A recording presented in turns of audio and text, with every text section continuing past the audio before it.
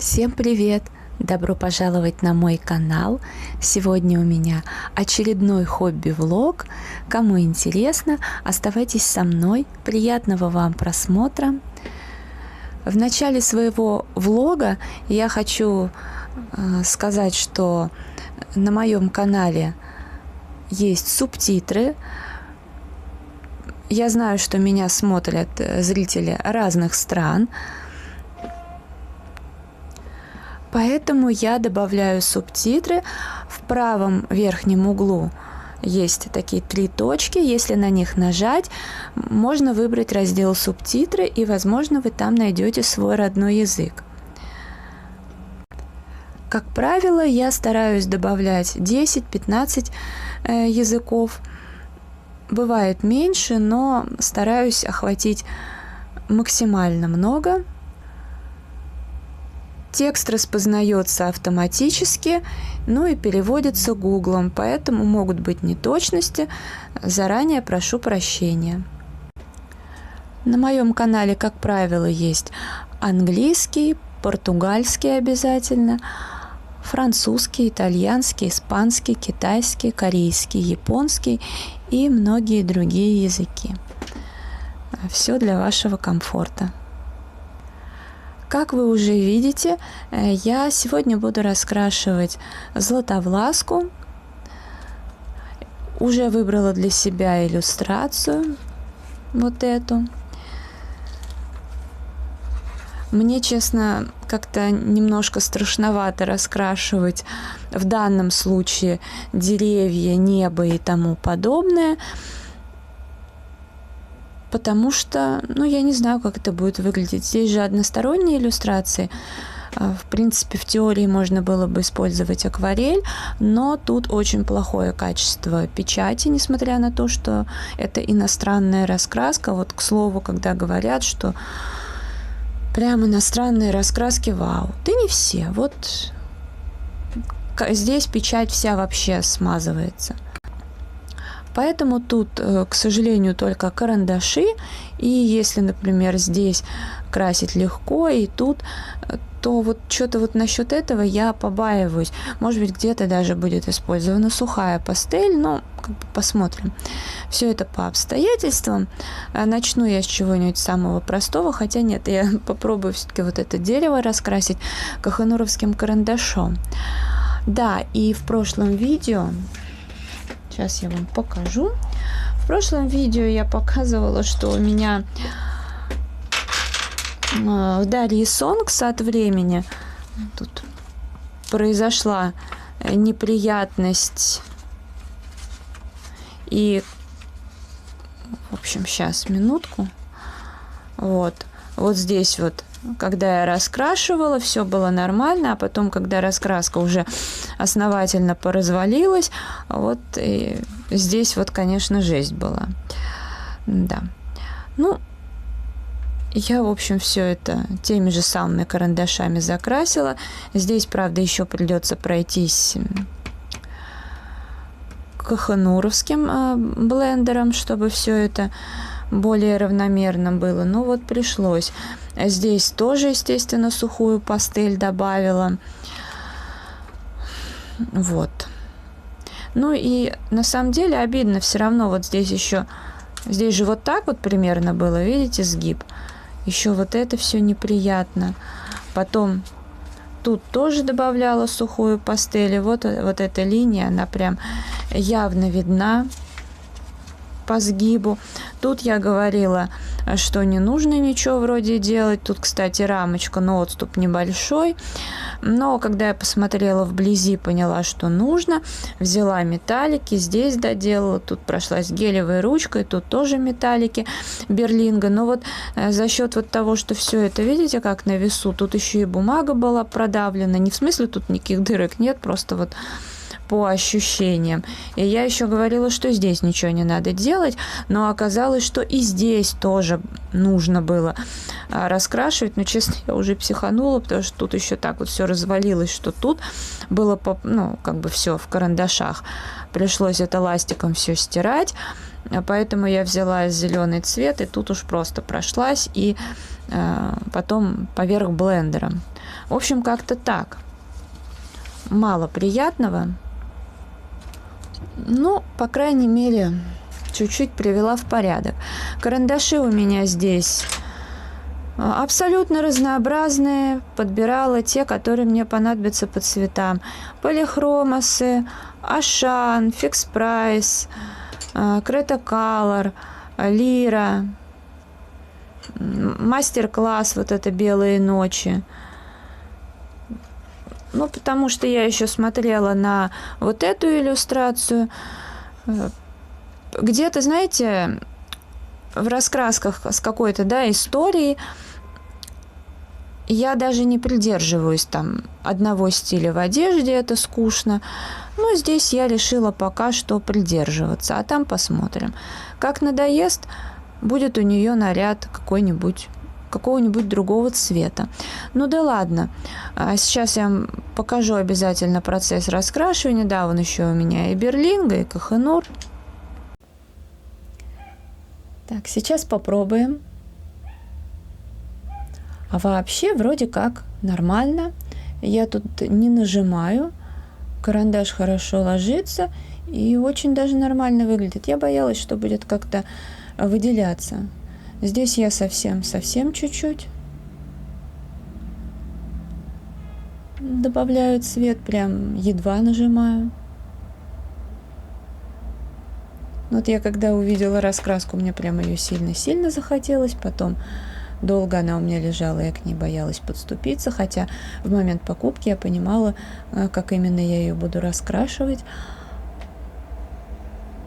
И сейчас каждый месяц, когда я ее открываю, у меня опять какое-то к ней неприятие, но начинаешь красить и понимаешь, что вообще-то все в удовольствие. Елочка. Ну, мне почему-то показалось, что вот такой цвет, он будет сюда подойдет, хотя не знаю. Так, сверху домика. Не, она красится, в принципе, легко. Легко, с удовольствием. Но в первый момент как-то все пугающе. Не знаю, может быть, там уже с 4-й, с 5-й иллюстрации я буду как-то проще к ней относиться. Да не, ну я и так просто. В общем, тут абсолютно разные карандаши. Наверное, что-то еще в процессе буду добавлять.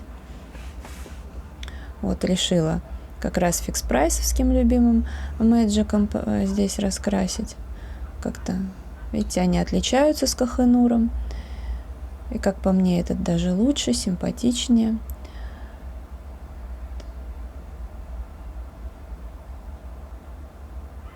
Но единственное, что, конечно, очень краска как-то так смазывается. Ну да ладно, все равно хорошо получается. Интересно, я тот цвет-то взяла или не тот? Хотя это не так важно. Но что-то мне кажется, что-то не то. Здесь точно тот оттенок. Нежнятинка такая. Процесс продвигается постепенно. Вот сколько я успела. Ну, знаете, на самом деле я еще же и доделывала то, что красила на камеру, потому что, например, вот здесь вот я не все закрасила, не все было видно. А вот тут вот тоже, поэтому так, потихонечку двигается. Здесь нужно тоже немножко добавить серого цвета, ну где-то затемнить, как мне кажется. Вот, раскрасила кожу. Для кожи я использовала, я по-прежнему по-простому раскрашиваю. Вот этот мой любимый Flash Pink номер 16 Derwent Watercolor. И также я для кожи решила попробовать Creta Color Sanguina Dry. Вот, номер 2. 462/2. Хороший карандаш, мне он понравился, я его вот здесь вот немножко нанесла, где затемнение, и растушевала. Вот. Очень хороший карандаш. Я рада, что взяла на пробу. И теперь я думаю, как и дервенты, буду потихонечку покупать их, какие-то необходимые мне цвета. Я просто сейчас не припомню всю палитру в Леонардо. Но, в общем, что-то еще определенно возьму, что мне понравится, что будет точно использоваться. Ну, как-то так. Взяла раскраску не по плану, это по номерам для девочек с единой палитрой. Мне здесь очень нравятся иллюстрации. Изначально я брала, конечно, из-за балеринки, но в целом здесь иллюстрации оказались вообще очень хорошие. Но проблема в том, что бумага здесь очень плохая, и вот фломастеры, которые обычно не протекают нигде, они здесь протекают, и поэтому фломастерами тут не пораскрашиваешь. Вот это одна из первых иллюстраций, я ее украсила фломастерами. С обратной стороны, конечно, трэш. Вот. И как раз-таки какая-то с балеринкой вот у меня вот фломастерами сделано. Ну, я оставила эту идею, потому что даже раскрашивать неприятно. Хотя помимо этого здесь еще и такие элементы довольно-таки крупные. Ну, понятное дело, это же, наверное, детская раскраска, поэтому для детей сделали покрупнее детали, но опять же, это вот как относится покупателям, потому что абсолютно не продумано. Крупные детали, значит, раскрашивать, ну, можно было бы какими-нибудь фломастерами, типа, да, Икеи, которые не полосят особо ничего, или маркерами, но двусторонние иллюстрации, к сожалению, но сами по себе они очень классные. В общем, я выбрала вот эту вот.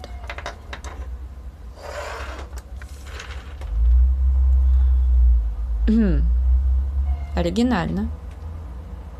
Почему я эту выбрала? Я ж не эту выбрала. Я вообще-то хотела вот эту. А потом почему-то... Да, дурдом. Ладно, короче, все-таки я решила вот эту пораскрашивать. Я достала по проекту Project Pen закончить по максимуму. Тут у меня фломастеры, карандаши.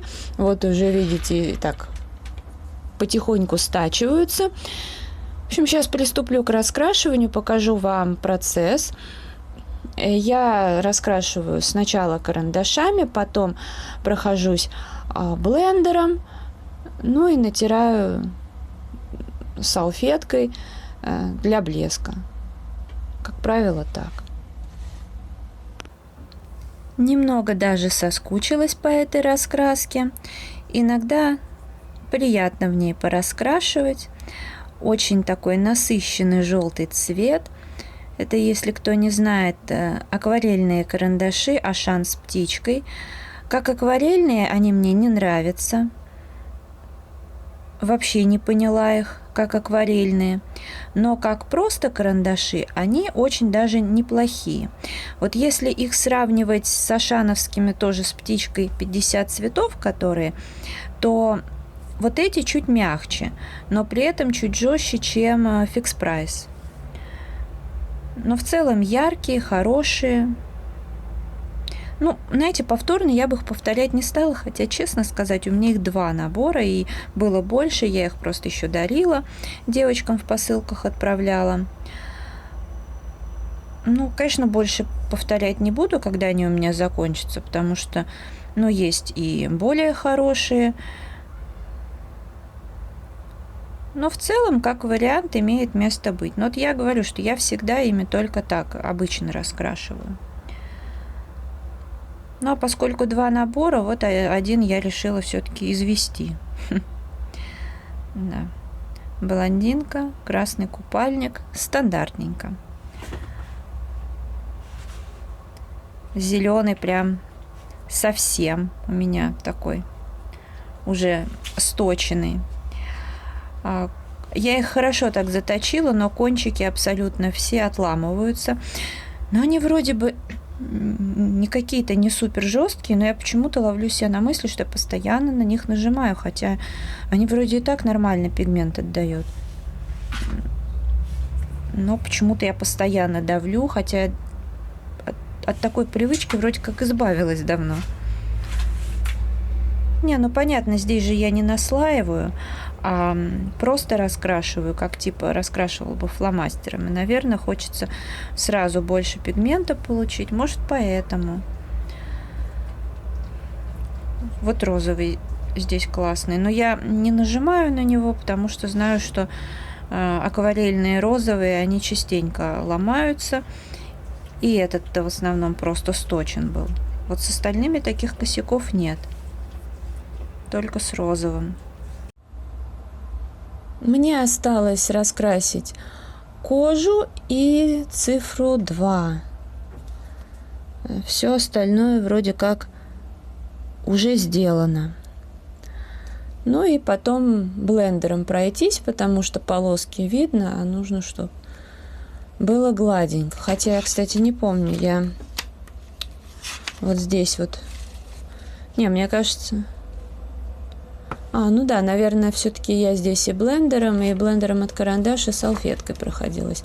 Но кахенуровским блендером так это точно, потому как вот они видны. Нужно это сгладить дело. В общем, как-то так получается. Ну, по крайней мере, с обратной стороны иллюстрация не испорчена, что большой плюс. Ну и карандаши расходуются. Я уж тут вон желтый поточила, зеленый прям совсем уже скоро. Ну, еще какое-то время послужит, конечно, мне. Вот с этими я не знаю, как бы... Я раньше их очень хотела, потом, естественно, купила, поняла, что это ерунда. Потом стала как-то пробовать, думаю, да нет, вроде нормально, но не знаю, по факту, может быть, они и отправятся в помойку, потому что, ну, как бы вот этот вот грифель, он проваливается постоянно туда, причем он проваливается быстрее, чем один фрагмент раскрасишь, даже если не нажимать, поэтому, ну, смысл потом вот это все разбирать, что-то протыкать, но оно того не стоит, тем более, если бы они еще были какие-то супер яркие, мягкие, там, ну, не знаю, были бы какие-то интересные цвета, а тут, в общем-то, чисто какая-то такая забава, причем я даже не понимаю, мне кажется, что и для детей-то это не особо забава, потому что, ну, могут и проглотить и все, что угодно. Потому что сама по себе идея хорошая. То есть, может быть, там, да, если куда-то едешь в поездку, взять там несколько таких наборов, да, там, ну, к примеру, в поезде, да, там ребенку пораскрашивать, то, да или даже взрослому, если было лучшее качество, то это как вариант, не нужно набирать много, а здесь вон 2 карандаша и сколько вариантов. Но исполнение, понятное дело, китайское, поэтому такое себе. Вот. Так что, может быть, я это и выброшу. Ну, я уже дала 2-й шанс, может быть, дам еще раз 3-й, и все. Дальше на выброс. А это видео я буду завершать. Если оно вам понравилось, ставьте лайк, подписывайтесь на мой канал и жмите на колокольчик, чтобы не пропустить новые видео. Благодарю вас за просмотр. Желаю вам здоровья, настроения, вдохновения, уютных раскрашивательных вечеров. До скорой встречи. Всем пока-пока.